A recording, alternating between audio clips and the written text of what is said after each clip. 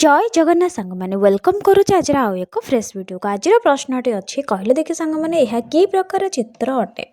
Screen में मुझे चित्र आड दीजिए सेटा क्यों प्रकार चित्र अटे। ऑप्शन ए वर्ग चित्र, ऑप्शन बी आयत चित्र, ऑप्शन सी त्रिभुज, ऑप्शन डी चतुर्भुज।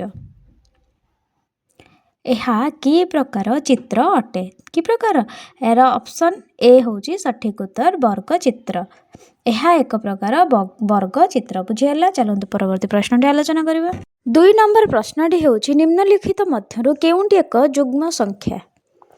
देखंतु मो स्क्रीन रे फोटो ऐड कर देछि एथि मध्यरु केउंटी एक युग्म संख्या। Option A 5, option B 9, option C 2, option D 25। कहले देखि सांग माने केउंटी एक युग्म संख्या। तार सठिक उत्तरटी हूँ 2 एक युग्म संख्या। आपण मैंने तो जानते जे युग्म संख्या क्या कहुए अयुग्म संख्या क्या कहुए।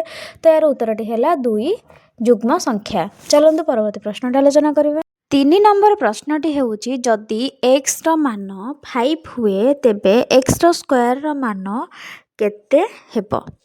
कहले देखि सांग माने x मान जदि 5 हुए ताहले x स्क्वायर मान केते।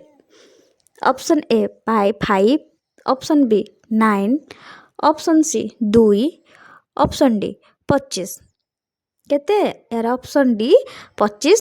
4 नंबर प्रश्नटी हेउछि गोटे किलोमीटर समान केते मीटर। कहले देखि सांग माने गोटे किलोमीटर टी केते मीटर अटे।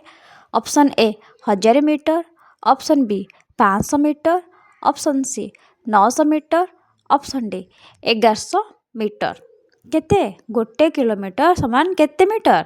ऑप्शन ए 1000 मीटर बुझीगला। चलते परवर्ती प्रश्न आलोचना करवा।